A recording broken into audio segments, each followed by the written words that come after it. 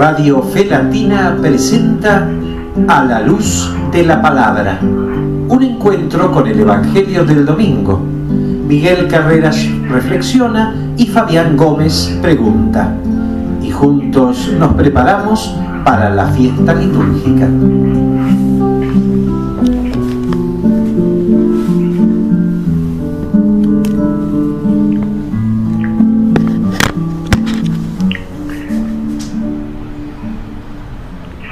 María presenció la muerte del Hijo de Dios con una fe firme y con la convicción de que Dios nunca abandona a los que caminan en su presencia. Aquella fe de María sostuvo a los discípulos del crucificado. Tú también, nosotros también, debemos ser ante el mundo testigos de la resurrección del Señor. Debemos ser convincentes testimonios de que Dios vive y actúa en el mundo a través de nuestra vida.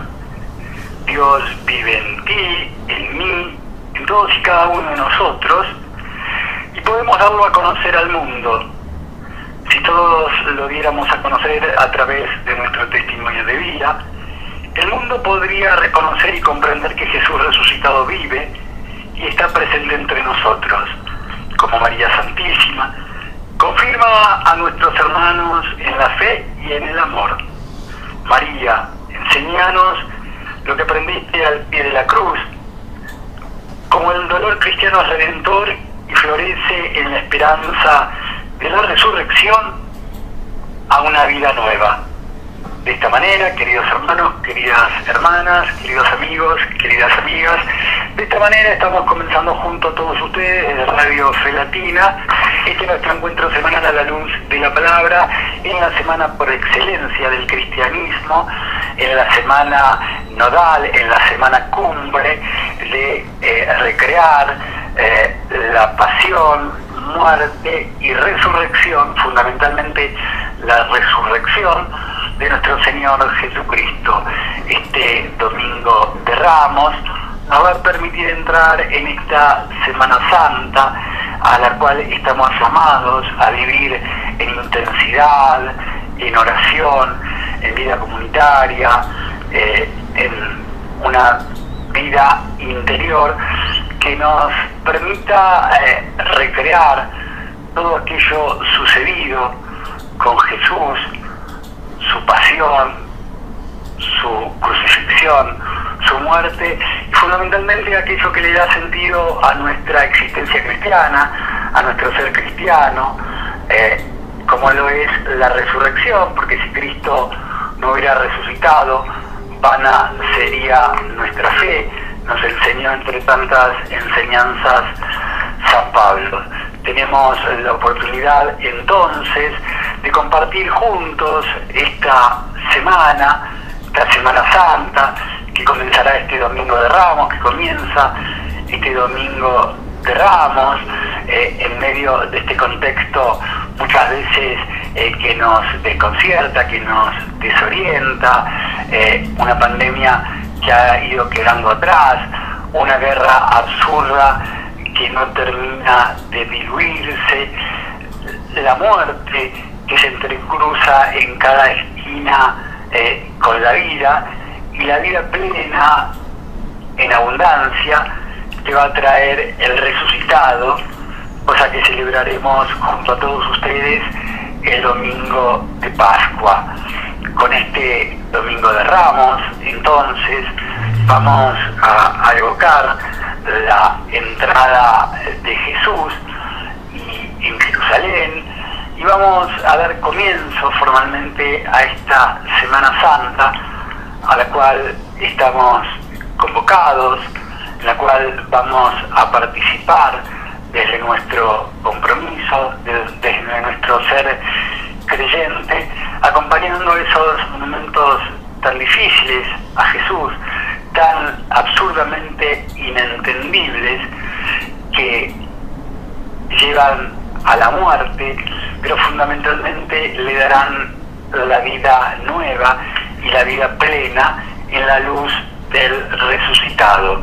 Lo vamos a acompañar, si deseamos, si así decidimos y elegimos, como compartimos en la apertura, como lo hizo María, estando fiel y firme permanentemente, aunque sufriera, aunque no le gustara en lo más mínimo ver sufrir a un hijo, a su hijo. ¿A quién le gusta ver sufrir a un hijo? ¿A quién de nosotros nos gusta ver sufrir a un ser querido? Absolutamente a nadie.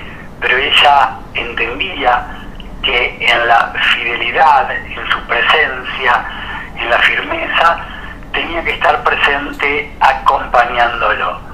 Que esta Semana Santa, entonces, como oración, como saludo, como deseo, que este Domingo de Ramos nos lleve a todos y cada uno de nosotros a vivir una hermosa Pascua de Resurrección. Ese es el espíritu de esta semana, ese es el sentido de esta Semana Santa que comenzaremos a compartir a partir de ahora mismo. Los textos, ustedes saben, de la liturgia de la Semana Santa, comenzando por el Domingo de Ramos, son extensos. Nosotros en la ocasión iremos viendo, iremos posando nuestra mirada sobre diferentes aspectos de lo sucedido con Jesús, y comenzaremos ahora compartiendo la entrada mesiánica en Jerusalén, texto que pertenece al Evangelio según San Mateo, en el capítulo 21, versículos 1 al 11.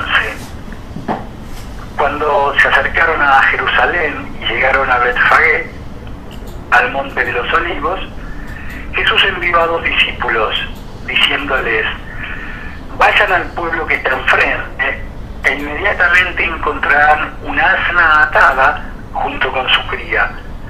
Desátenla y tráiganmelos. Y si alguien les dice algo, respondan: el Señor los necesita y los va a devolver enseguida. Y todo sucedió para que se cumpliera lo anunciado por el profeta. Digan a la hija de Sión: mira que tu rey viene hacia ti, humilde y montado sobre un asna, sobre la cría de un animal de carga. Los discípulos fueron e hicieron lo que Jesús les había mandado. Trajeron el asna y su cría, pusieron sus mantos sobre ellos y Jesús se montó. Entonces la mayor parte de la gente comenzó a extender sus mantos sobre el camino, y otros cortaban ramas de los árboles y los cubrían con ellas.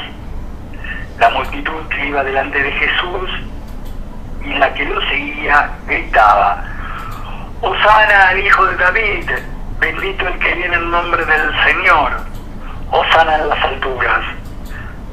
Cuando entró en Jerusalén, toda la ciudad se conmovió y preguntaban: ¿quién es este?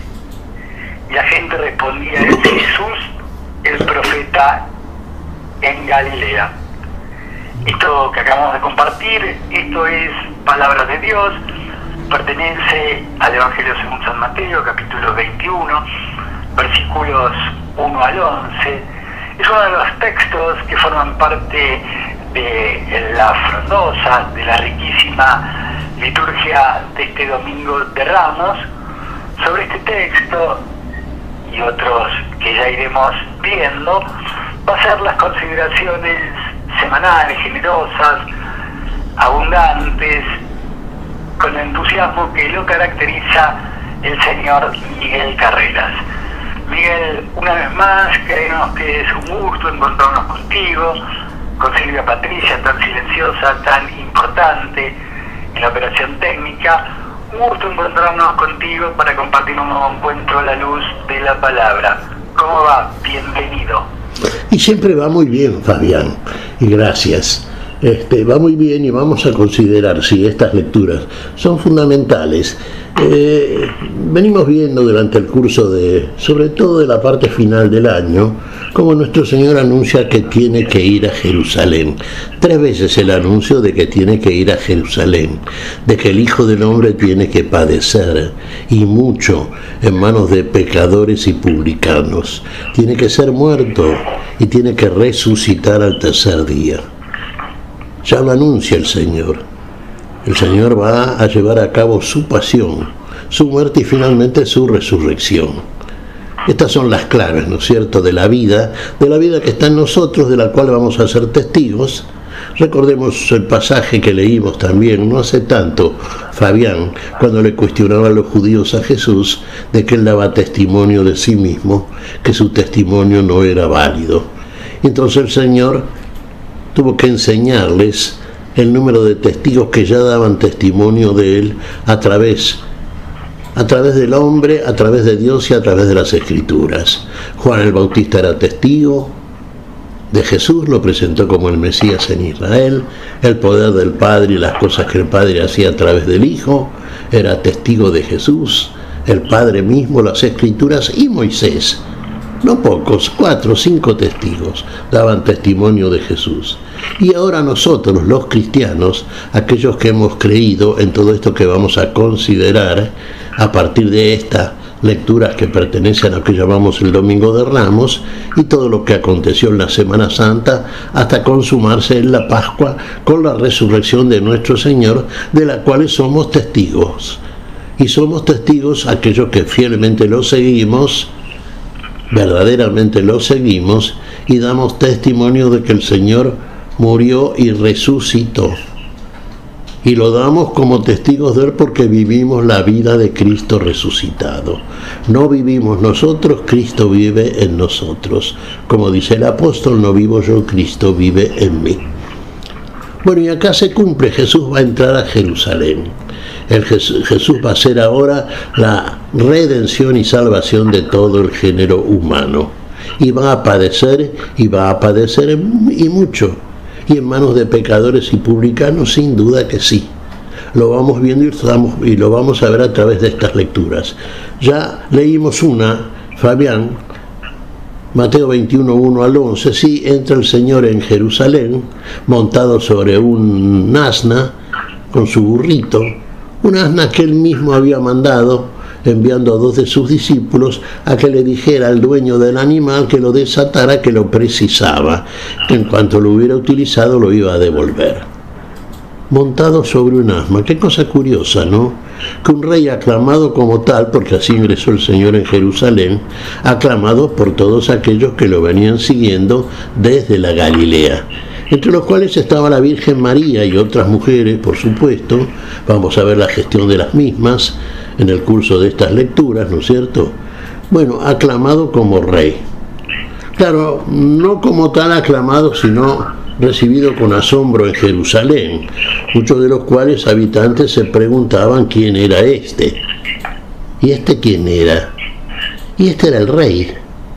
Este era aquel que venía a ser la salvación de la humanidad. Este era el verdadero profeta, el enviado, el Mesías, el Salvador del mundo. ¿Lo reconocieron como tal? Y no lo reconocieron como tal. Y fundamentalmente, ¿quiénes? Y aquellos que deberían haberlo hecho porque tenían los elementos suficientes, si hubieran tenido, naturalmente, la voluntad en el amor como debe tenerse para recibir al que verdaderamente es Rey y Rey eterno. Si lo hubieran tenido y no la tuvieron, lo que tuvieron frente al Señor aclamado por la multitud que lo seguía era envidia, deseos que ya se venían manifestando tiempo atrás durante su predicación en Galilea y la Judea, deseo de deshacerse de él, de matarlo, de eliminarlo, de calumniarlo, de acusarlo como traidor, como profano, como hereje, como falso profeta, como todo aquello que lo desacreditase definitivamente delante del pueblo que comenzaba a creer en él. Muchos del pueblo creían en Jesús. Y se va a generar entonces aquí la feroz persecución contra el Señor. Y aquí entonces va a ser perseguido, va a ser juzgado, condenado a muerte por aquellos religiosos, sacerdotes, ancianos del consejo, doctores, escribas, todos aquellos que decían tener y afirmaban como tal la autoridad sobre las Sagradas Escrituras, con las cuales pretendían avalar aquello que iban a hacer. Y uno diría, bueno, sí, ¿y la cumplieron la Escritura? Y sí, cumplieron el papel para el cual estaban asignados. Fueron realmente los que mataron al Señor de la Gloria. Fueron ellos a los que vamos a ver en las lecturas. que vamos a considerar durante el curso de esta Semana Santa, vamos a considerar que, bueno, también dijeron que la sangre de Él caiga sobre nosotros y nuestros hijos. La sangre de un inocente. Sí, hay mucho para comentar sobre cada una de estas lecturas, Fabián. A ver, vamos a extenderlo un poquito nada más, para no dejarnos y no conformarnos simplemente con una lectura literal, lo cual sería muy ingenuo y a esta altura también impropio de cristianos que pretendemos seguir avanzando en este camino de la vida, en este camino de la fe y de la consecuente revelación de la verdad que el Señor nos hace durante el transcurso del camino de la vida, del camino nuevo interior, del camino que nos conduce a la verdad y a la vida. La burrita desatada bien puede representar a la humanidad sobre la cual viene enaltado el Señor, la cual viene a recuperar y rescatar. Hay que desatarla primero, sí. Hay que desatar esta humanidad que está atada por esos pensamientos, proyectos, deseos de muerte que tiene. Y tiene que ser el Señor que la conduzca, que la cabalga, que la lleva finalmente al lugar donde realmente esta humanidad va a ser revivida, rescatada por el Señor y conducida al lugar donde el Señor viene a buscarla para finalmente instalarla, que es en el lugar de la plenitud de la vida. Bueno, aquí siempre aquel a cual se dirige y a lo cual envía a sus discípulos el Señor en estas lecturas, podemos de alguna manera sí identificarlo con la figura, y esto en el plano verdaderamente figurativo, de Moisés. Sí, Moisés es una primera alianza, Moisés es una figura, el cumplimiento de la misma en la figuración, ¿quién es? Es siempre el Señor, el que le da el verdadero sentido espiritual a todo lo que está escrito, a todo lo que hace Moisés, que es un enviado de Dios, que es un mediador de un primer pacto, de una primera alianza entre Dios y un pueblo, elegido por la fe de un hombre, ya lo sabemos, de la fe de Abraham surge el pueblo de Israel. En esa primera alianza recibe el pueblo una ley para cumplir. ¿No la cumple? No, porque no hay aquello que es realmente clave en el cumplimiento de la ley de Dios a través de Moisés. El amor que es lo que permanece para siempre. El amor a Dios, el amor al prójimo. Aquel que viene a ser aquel que va a ingresar a Jerusalén, que va a ingresar como rey, el verdadero rey, el único rey, el rey eterno. Lo van a aclamar aquellos que ya lo siguen, que lo vienen siguiendo por el camino, montado sobre la burra, sí, humildemente viene el Señor, la humildad, el servicio del Señor, viene a lo más bajo de nosotros, a nuestra humanidad caída, viene a levantarnos desde la misma muerte, viene a llevarnos a la plenitud de la vida, pero para eso viene a morir nuestra muerte, para redimir y rescatar por la resurrección la vida nueva a la cual nos conduce y que finalmente se consuma en la plenitud de la gloria que Dios tiene reservada para todos sus hijos, para todos aquellos que le aman. Vamos a ver al Señor ahora en Jerusalén, y vamos a ver al Señor junto a aquellos que vienen con Él siguiéndolo. Uno diría, ¿quiénes serán los más seguidores, los más cercanos, los más firmes? Vamos a decir los discípulos. Sí, por supuesto. Con ellos va a celebrar algo fundamental el Señor. Y lo va a hacer en Jerusalén. Y lo va a hacer en el día jueves, el día que precede al viernes, el día en que el Señor va a ser juzgado por aquellos que lo buscan para matarlo. Juzgado a través de un juicio infame que vamos a considerar también en las lecturas del día de hoy. Pero antes vamos a ver algo que es fundamental para los cristianos. Vamos a ver al Señor cuando celebra con los suyos la Eucaristía, la última cena, la Santa Cena, tantos nombres que le asignamos. Vamos a ver en esta lectura ya en Jerusalén, ¿no es cierto? Y conservando el estilo que vamos guardando, ¿no es cierto, Fabián? Primero la lectura, después hacemos una breve consideración a propósito de la misma, de cosas que conocemos, y las conocemos realmente porque las practicamos, las obramos, y en el servicio, en la misa, es la parte clave de nuestra presencia en la Iglesia de Dios. ¿Qué te parece si leemos ahora el capítulo 26, ¿no es cierto?, de Mateo, los versículos 17 al 29. Me parece que es muy interesante la lectura y viene muy a cuento de lo que estamos comentando. Día jueves, estamos en el jueves ahora. El primer día de los ácimos, los discípulos fueron a preguntar a Jesús: ¿dónde quieres que te preparemos la comida pascual? Él respondió: vayan a la ciudad, a la casa de tal persona y díganle: el maestro dice, se acerca mi hora, voy a celebrar la Pascua en tu casa con mis discípulos. Ellos hicieron como Jesús les había ordenado y prepararon la Pascua. Al atardecer, estaba a la mesa con los 12, y mientras comían, Jesús les dijo: les aseguro que uno de ustedes me entregará. Profundamente apenados, ellos empezaron a preguntarle uno por uno: ¿seré yo, Señor? Él respondió: el que acaba de servirse de la misma fuente que yo, ese me va a entregar. El Hijo del Hombre se va como está escrito de él, pero hay de aquel por quien el Hijo del Hombre será entregado. Más le valdría no haber nacido. Judas, el que lo iba a entregar, le preguntó: ¿seré yo, maestro? Tú lo has dicho, le respondió Jesús. Mientras comían, Jesús tomó el pan, pronunció la bendición, lo partió y lo dio a sus discípulos diciendo: tomen y coman, esto es mi cuerpo. Después tomó una copa, dio gracias y se la entregó diciendo: beban todos de ella, porque esta es mi sangre, la sangre de la alianza que se derrama por muchos para la remisión de los pecados. Les aseguro que desde ahora no beberé más de este fruto de la vid, hasta el día en que viva con ustedes el vino nuevo en el reino de mi Padre.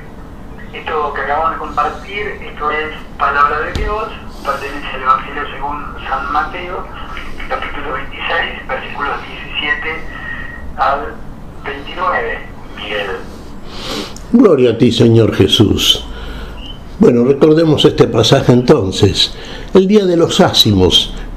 ¿Por qué el pan ácimo? Porque el pan sin levadura, con el cual comían la Pascua los judíos, los israelitas. Porque el Señor comió la Pascua típica, llamémosle, figurativa, la que comían los judíos.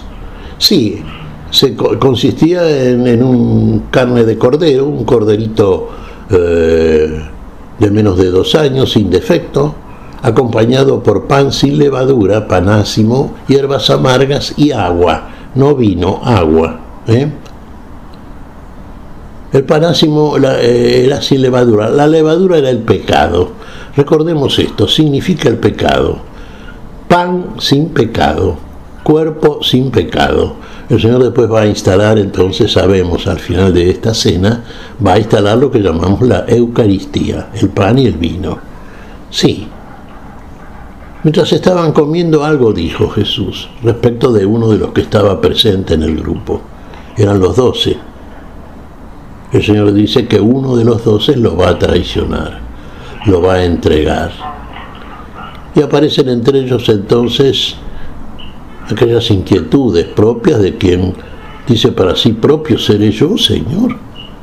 Claro, uno diría, los que ni pensaban en traicionar al Maestro, que eran casi todos, por supuesto, no podían ni siquiera lejanamente pensar en esta posibilidad.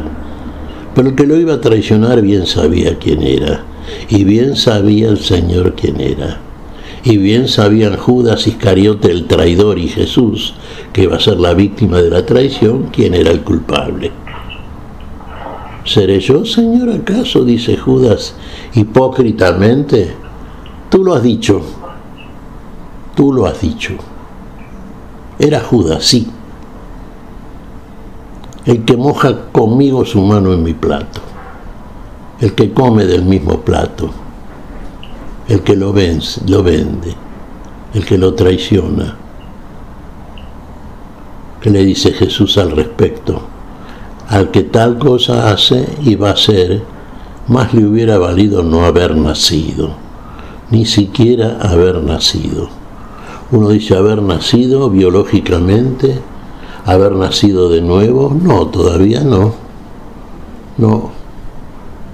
Y bueno, ¿qué hizo Judas entonces? Sí, lo vamos a ver después. Sí, efectivamente, fue y lo vendió por 30 monedas de plata. Dinero que le dieron los sacerdotes para que les entregara a Jesús con la finalidad de prenderlo y juzgarlo y condenarlo a muerte.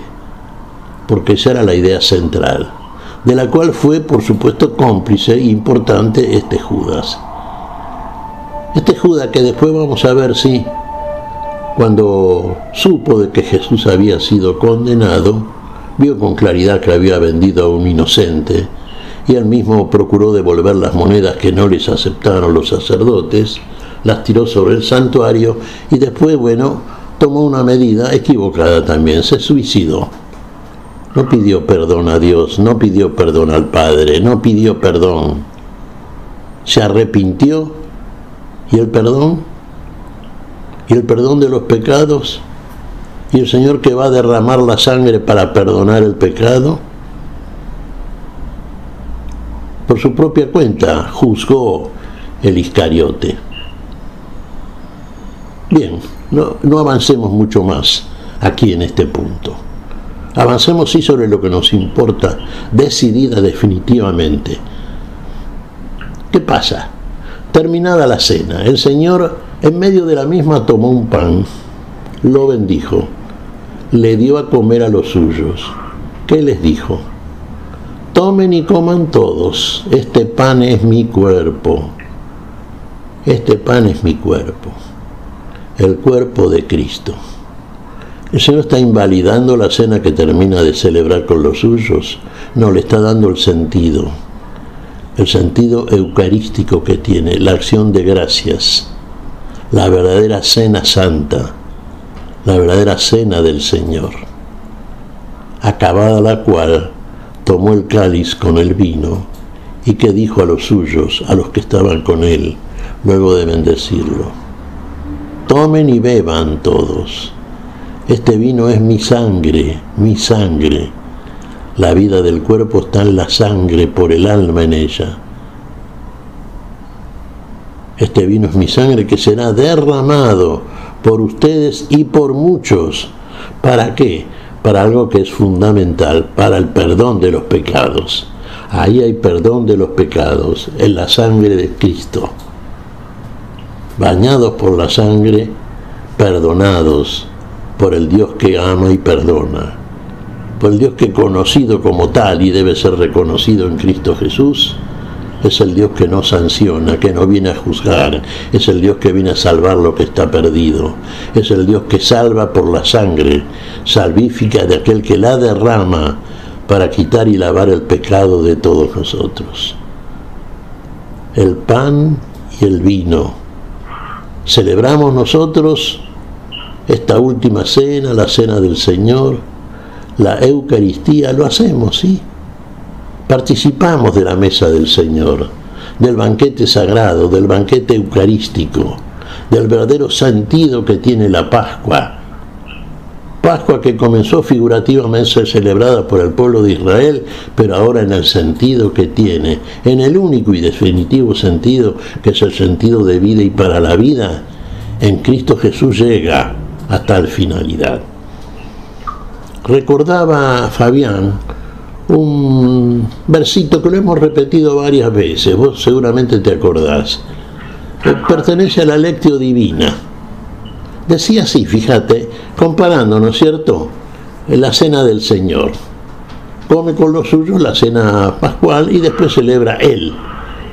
La celebra verdaderamente y la va a celebrar finalmente en la consumación que va a ser a partir de su muerte y resurrección, ¿no es cierto?, de toda su pasión, que es lo que vamos a ver inmediatamente y para eso estamos aquí convocados. Esto fue el día jueves de esta Semana Santa, el que precede al viernes en que el Señor entrega su vida por todos. Y fue a la tarde, ¿no es cierto?, tarde de Jueves Santo. Luego que hubieron cenado, acabada la figura, la figura de cómo lo celebraba Israel, comenzó lo figurado, ahí el sentido que tenían. Hagan fiesta cielo y tierra, haga fiesta lo creado, que Dios no cabiendo en ellos, en mi alma se ha encerrado. Ahí está, el Señor en nosotros. Ahí está en nosotros la verdadera redención, salvación, la vida que recibimos a través de este verdadero banquete para la vida, banquete pascual, que lo vivimos siempre que acudimos al servicio, Fabián, si realmente lo vivimos en el momento histórico en que estamos como un instante sagrado, porque es un instante sacratísimo. Recibimos al Señor. ¿Vivimos la vida de Cristo resucitado? ¿Vivimos una vida santa como el Señor quiere en nosotros? ¿Recibimos el cuerpo y la sangre con derecho? ¿Discernimos el cuerpo? Esto es algo que ingresa dentro de nuestra autorreflexión religiosa cristiana, por supuesto. Vayamos con derecho a participar de la mesa, Seamos verdaderamente amigos del Señor, Nos sentamos a su mesa, nos sienta a su mesa, nos sirve el alimento del banquete, se sirve a cada uno de nosotros. La transustanciación se opera, ¿no es cierto? El Espíritu Santo operando.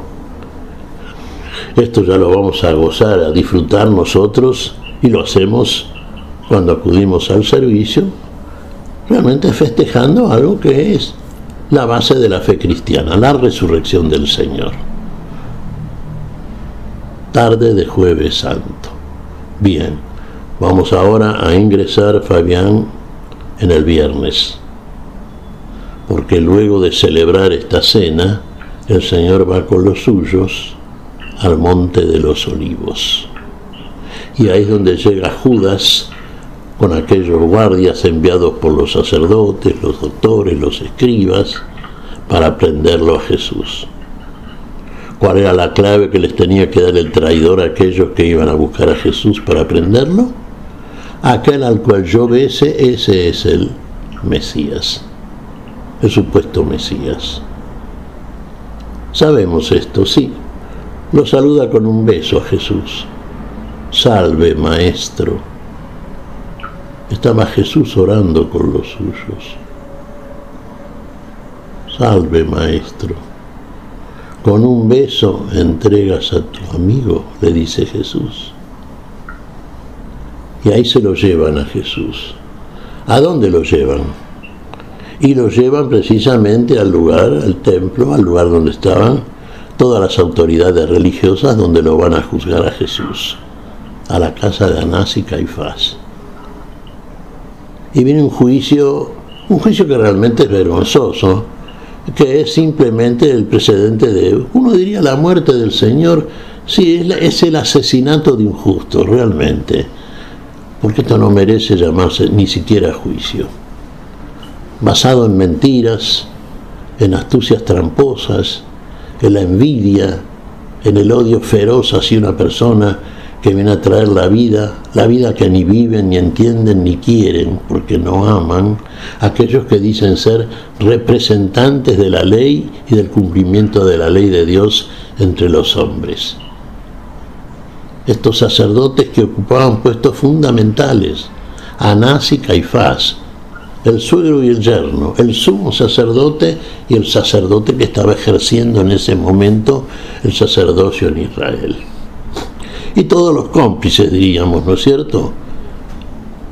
Jesús es juzgado, sí. Si leemos este pasaje, Fabián, pertenece sí al capítulo 27 de estas lecturas que estamos haciendo del Evangelio de Mateo. Y hay un pasaje entre el capítulo, los primeros versículos, ¿no es cierto?, que nos van dando noticias a propósito de estas cosas y nos van mostrando aspectos que también nos van revelando y mostrando la hipocresía de aquellos que están juzgando al Señor. ¿De qué lo acusan? De muchas cosas. Dice que es hijo de Dios, dice que es rey, se hace rey en lugar del César. Este fue un argumento astuto de parte de los sacerdotes para presionar. ¿A quién? Aquel que era el único que podía dictaminar en último análisis la sanción contra Jesús.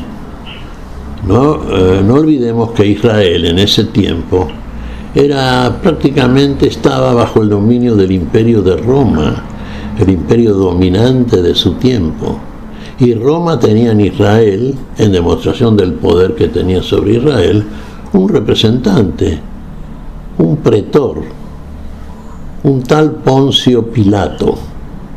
Y este Poncio Pilato era aquel delante del cual debían llevar a Jesús, para que fuera Pilato el que finalmente estableciese la sanción. Que obviamente aquellos que conducían a Jesús a Poncio Pilato pedían y clamaban que fuera la sanción de la muerte. Y una muerte cruel, la peor de las torturas, la que era la crucifixión. Recordemos que la crucifixión entre los romanos, los judíos no practicaban ese tipo de muerte, la muerte era por lapidación entre los judíos.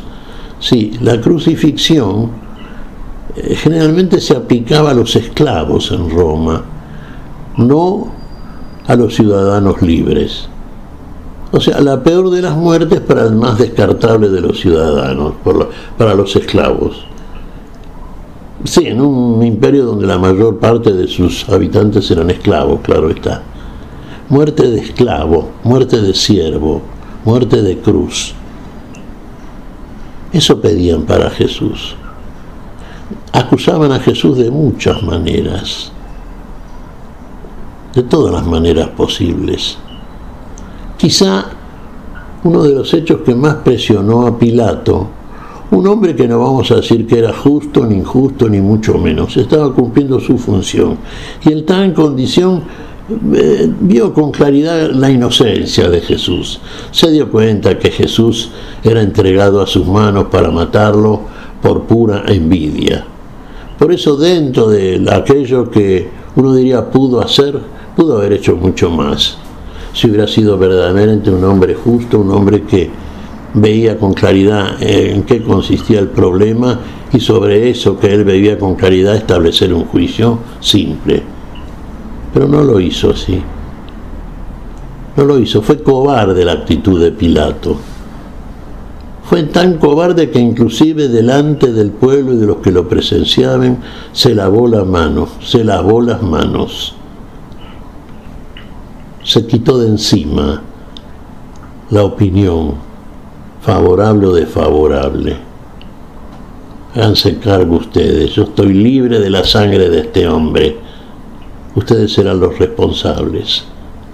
¿Cuál fue la respuesta de los judíos que condenaban a Jesús? Que caiga su sangre sobre nosotros y nuestros hijos. Que caiga su sangre sobre nosotros y nuestros hijos. Uno diría, sí, realmente se hacen responsables entonces de la muerte de Jesús. Pero la sangre de Jesús nos libera, nos rescata, nos salva, nos limpia, nos lava. ¿Cuánta cosa podríamos decir, no es cierto? Muy bien, pero has dicho bastante en este segmento, creo que te has ganado un merecido descanso. Le damos la posibilidad entonces que se busque, que trabaje, que muestre su buen gusto en la elección musical, así de Patricia, en la operación técnica. Ella nos va a traer de Genesia Bernal esta interpretación de Saliendo del Pretorio. Llega la música a Radio Filatina, llega la música a este espacio, a la luz de la palabra, celebrando el Domingo de Ramos. Allá vamos.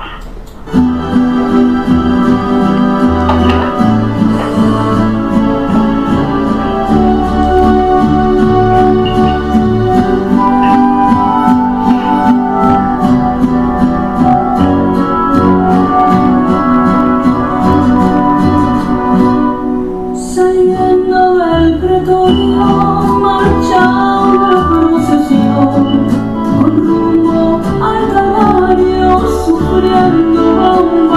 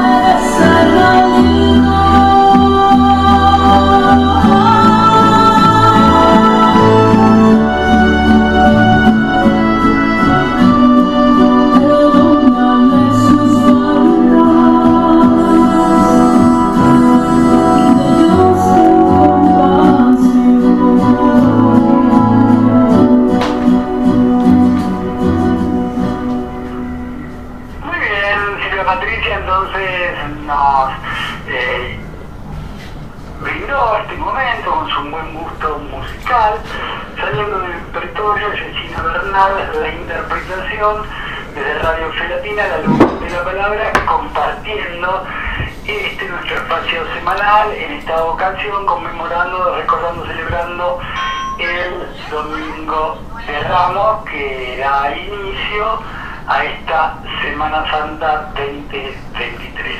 Los textos de la liturgia, como habíamos dicho al comienzo, son profundos, son para detenernos versículo por versículo, leerlo, releerlo, reflexionarlo, orarlo. Nosotros, en virtud de la escasez del tiempo disponible, vamos a compartir un segmento de la pasión, en este caso del Evangelio según San Mateo, capítulo 27, versículos 32 al 66. Al salir se encontraron con un hombre de Sirene, que lo obligaron a llevar la cruz. Cuando llegaron al lugar llamado Gólgota, que significa el lugar del descanso, le dieron de beber vino con miel. Él lo probó, se lo hizo tomar. Después de crucificarlo, los soldados rodearon sus vestiduras y se las repartieron. Sentándose allí, quedaron para custodiarlo. Colocaron sobre su cabeza una inscripción por el motivo de su condena. Este es Jesús, el Rey de los judíos. Fabián. Fueron crucificados. Fabián. Con él. Te interrumpo, Fabián.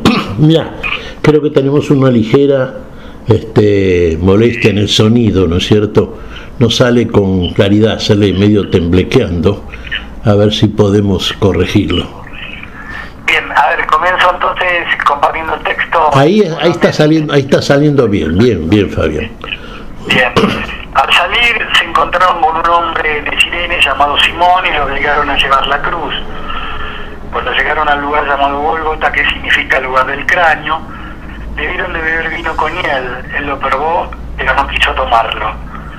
Después de crucificarlo, los soldados sortearon sus vestiduras y se las repartieron. Sentándose allí se quedaron para custodiarlo. Colocaron sobre su cabeza una inscripción con el motivo de su condena: este es Jesús, el Rey de los judíos. Al mismo tiempo fueron crucificados con él dos bandidos, uno a su derecha y el otro a su izquierda. Los que pasaban lo insultaban y moviendo la cabeza decían: tú que destruyes el templo y en 3 días lo vuelves a edificar, sálvate a ti mismo si eres hijo de Dios y baja de la cruz. De la misma manera, los sumos sacerdotes, junto con los escribas y los ancianos, se burlaban diciendo: ha salvado a otros y no puede salvarse a sí mismo. Ese Rey de Israel, que baje ahora de la cruz y creeremos en él. Han confiado en Dios, que él lo libre ahora si lo ama, ya que él dijo: yo soy hijo de Dios. También le insultaban los bandidos crucificados con él. Desde el mediodía hasta las 3 de la tarde las tinieblas cubrieron toda la región. Hacia las 3 de la tarde Jesús exclamó en voz alta: Elí, Elí, lema sabactani, que significa Dios mío, ¿por qué me has abandonado? Algunos de los que se encontraban allí al oírlo dijeron: está llamando a Elías. Enseguida uno de ellos corrió a tomar una esponja, la empapó en vinagre y poniéndola en la punta de una caña le dio de beber. Pero los otros le decían: espera, veamos si Elías viene a salvarlo. Entonces Jesús, clamando otra vez con voz potente, entregó su espíritu. Inmediatamente el velo del templo se rasgó en dos, de arriba a abajo. La tierra tembló, las rocas se partieron y las tumbas se abrieron. Muchos cuerpos de santos que habían muerto resucitaron, y saliendo de las tumbas después que Jesús resucitó, entraron en la ciudad santa y aparecieron a mucha gente. El centurión y los hombres que custodiaban a Jesús, al ver el terremoto y todo lo que pasaba, se llenaron de miedo y dijeron: verdaderamente este era hijo de Dios. Había allí muchas mujeres que miraban de lejos, eran las mismas que habían seguido a Jesús desde Galilea para servirlo. Entre ellas estaban María Magdalena, María, la madre de Santiago y José, y la madre de los hijos de Zebedeo. Al atardecer llegó un hombre rico de Arimatea llamado José, que también se había hecho discípulo de Jesús. Fue a ver a Pilato para pedirle el cuerpo de Jesús. Pilato ordenó que se lo entregaran, y entonces José tomó el cuerpo, lo envolvió en una sábana limpia y lo depositó en un sepulcro nuevo que se había hecho cavar en la roca. Después hizo rodar una gran piedra a la entrada del sepulcro y se fue. María Magdalena y la otra María estaban sentadas frente al sepulcro. A la mañana siguiente, es decir, después del día de la preparación, los sumos sacerdotes y los fariseos se reunieron y se presentaron ante Pilato, diciéndole: Señor, nosotros nos hemos acordado de que ese impostor, cuando aún vivía, dijo: a los 3 días resucitaré. Ordena que el sepulcro sea custodiado hasta el 3er día, no sea que sus discípulos roben el cuerpo y luego digan al pueblo: ha resucitado. Este último engaño sería peor que el primero. Pilato le respondió: ahí tienen la guardia, vayan y aseguren la vigilancia como lo crean conveniente. Ellos fueron y aseguraron la vigilancia del sepulcro, sellando la piedra y dejando allí la guardia. Esto es palabra de Dios. Miguel. Sí, gloria a nuestro Señor Jesucristo. Realmente, bueno, como diríamos, está todo dicho, bien dicho, dicho por el Espíritu Santo, dicho conforme a la verdad. Y sobre esto tenemos que meditar y mucho. He aquí la muerte redentora de nuestro Señor Jesucristo. Ha glorificado al Padre con su muerte. Ha gustado la muerte por todos nosotros. El Señor partió de este mundo clamando al Padre y perdonando. Perdónalo, Señor, porque no saben lo que hacen. La respuesta del Señor frente a esta crueldad que estamos presenciando mentalmente a través de esta lectura tuya, Fabián, sí, la crueldad de aquellos que matan a Jesús, el odio y todo aquello que expresaron y que muestra lo más bajo del hombre, aquello que verdaderamente está abismado y es abismal. En el curso de este juicio que se le hace a Jesús, recordemos que como era el día de fiesta de Pascua, podía ser liberado uno de los presos que estaba condenado. Y entonces Pilato, tratando también de salvar a Jesús, les dio a optar a los miembros del pueblo entre Barrabás, un asesino de lo peor, y Jesucristo. Claro, presionados por las autoridades religiosas, por los sacerdotes, los escribas, el pueblo finalmente terminó eligiendo a Barrabás. Fíjese, cuando los espíritus que obran sobre nosotros, cuando el espíritu que obró en Adán y que obra sobre la herencia adámica, sobre la humanidad prevalece, entonces estamos eligiendo la muerte, estamos eligiendo el camino opuesto al camino de la vida. Se dio aquí la opción por parte de Pilatos al pueblo. El camino para la vida, Jesús; el camino de muerte, Barrabás. Eligieron el camino de muerte. La muerte de Jesús viene a recuperarnos de la muerte a nosotros. Lo hace por puro amor, por el puro amor con que nos amó desde el principio, por el puro amor de Dios, autor de la vida, y en Cristo Jesús, recuperador de la vida perdida por la oposición y la desobediencia del hombre. Muchas cosas tenemos para decir y para meditar, Fabián, desde ya. Es un tiempo de profunda meditación bajo oración que debemos guardar los cristianos. El Señor va a resucitar, el Señor ha resucitado, el Señor vive en cada uno de aquellos que verdaderamente viven la vida que Cristo nos trajo, o la vida que nos conduce al conocimiento pleno y liberador de una verdad que está en Dios y Dios deposita en nosotros. Una vida eterna, una vida para siempre, que recuperó para nosotros el verdadero autor de la vida.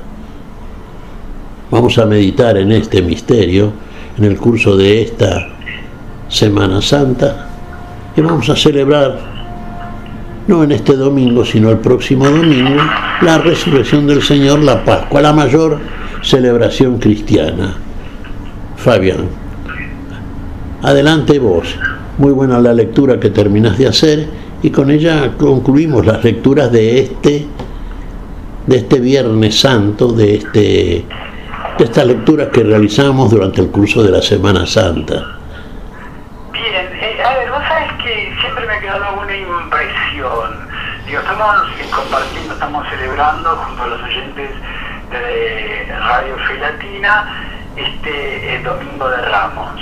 Se comparten como tratamos de hacer, segmentado en virtud del tiempo disponible, segmentos, para la redundancia, de la Pasión.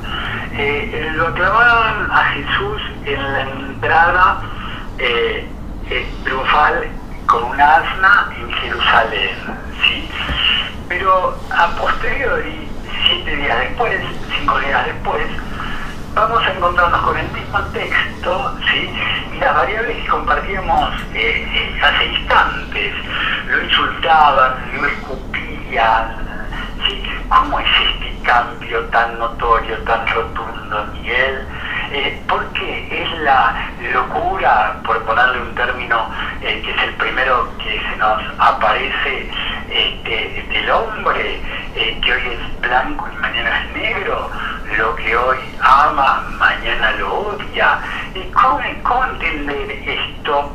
Que obviamente la fe excede la barrera intelectual y racional, pero cuando uno lo piensa es absolutamente inentendible, ¿sí?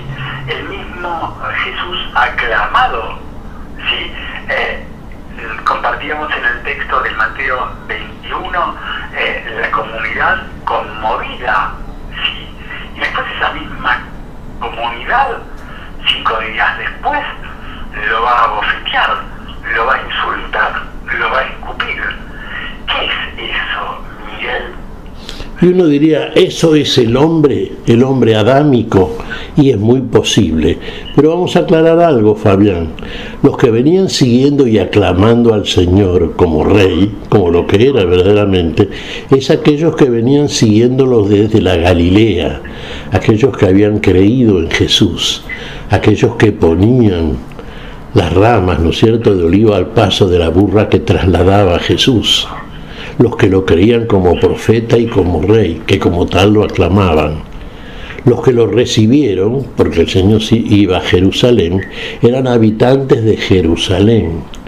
Y probablemente entre ellos, y sin probablemente, seguramente entre ellos, estaba una gran mayoría integrada por gente que después se vio claramente a través de su conducta general, estaban presionados por la opinión que extendían autoritativa y verdadera de los sacerdotes, escribas, ancianos del consejo, doctores de la ley, sabios de la ley, que eran los que odiaban a Jesús y que también lo persiguieron en la Galilea. Recordemos la gestión de escribas y fariseos, permanentemente cuestionando, acusando y poniendo a prueba la mesianidad, con muy mala intención, por supuesto, de nuestro Señor Jesucristo.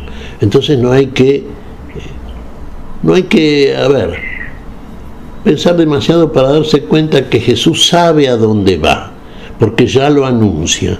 Lo había anunciado, el Hijo del Hombre tiene que ser entregado en manos de pecadores y publicanos, tiene que padecer mucho a manos de los religiosos y tiene que ser muerto, ya lo venía anunciando el Señor, y tiene que resucitar al tercer día.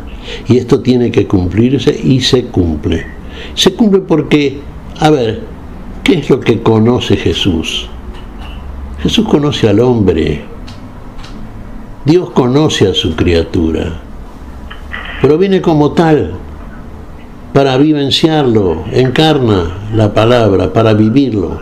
Y vivir es algo que el hombre no quiere vivir, porque el hombre no quiere vivir, tiene terror al último enemigo que tiene el hombre, que es la muerte. Y él viene a gustar la muerte para que el hombre quede excluido de esa muerte. Viene a aniquilar la muerte por todo lo que viene a hacer, por todo lo que viene a padecer, que es lo que padece y que terminás de leer, por ejemplo, en este capítulo 27 del Evangelio de Mateo. Y ahí nos explica uno por qué la conducta de unos, por qué la conducta de otros, por qué la conducta de los que creen y sigan al Señor, los que vienen y lo aclaman como Rey, por qué la conducta de aquellos que no lo creen, que lo persiguen y que finalmente lo matan. Los que lo matan son los que eligen a Barrabás. Los que lo siguen son los que eligen a Jesús. Nosotros tenemos la elección ya por la fe en aquel que es la vida en todos nosotros. Pero muchos no lo creen, muchos no lo siguen, muchos eligen otra cosa. El juicio es de Dios. Fabián. Muy bien, creo que no nos queda tiempo para más, sino desearles que tengan la más hermosa de las Semanas Santas. La más hermosa de las Semanas Santas, en forma muy sintética, y a manera de cierre, de despedida. Depende de nosotros, Miguel, de cómo la vamos a vivir esta Semana Santa, porque hay muchas formas de vivirla, mirándolos de lejos, involucrándonos, comprometiéndonos, con una vida intensa de oración comunitaria. ¿Cómo es esto de la Semana Santa? ¿Cuál es tu ideal de Semana Santa, sintéticamente, antes de la despedida? Y yo te diría, parafraseando la misma frase, viviendo santamente la semana. Y viviendo santamente esta vida, toda la vida debemos vivirla en esa santidad, porque la plenitud de la misma, el ideal de la santidad, vamos porque ahí nos conduce el Señor. Entonces, de la manera en que transcurrimos nuestro ser y estar en este mundo, también seamos dignos en la celebración de un momento que es central en su importancia en el seno de toda vida cristiana, que en definitiva está sintetizado en esto: morimos a la muerte, padecemos, tenemos dificultades, sí, pero resucitamos a una nueva vida, la vida que nos da el Señor, que es la de Cristo resucitado. Cristo vive en nosotros. Esa es nuestra alegría y ese es nuestro festejo, total festejo. Muy bien, que tengan las más hermosas de la Semana Santa. Lo mismo para Silvia Patricia, para nuestros queridos hermanos, queridas hermanas, queridos amigos, queridas amigas. Si el Señor así lo desea y así lo permite, nos reencontraremos dentro de 7 días compartiendo su Pascua, precisamente el Domingo de Gloria, de Resurrección, compartiéndola desde Radio Fe Latina a la luz de la palabra. Hasta entonces, Miguel, si Dios quiere. Hasta entonces, Dios mediante siempre, Fabián, un saludo muy grande, un abrazo muy grande para vos, para todos los tuyos, para toda la audiencia tan querida que crece frecuentemente. Para todos, una feliz Semana Santa, una feliz Pascua.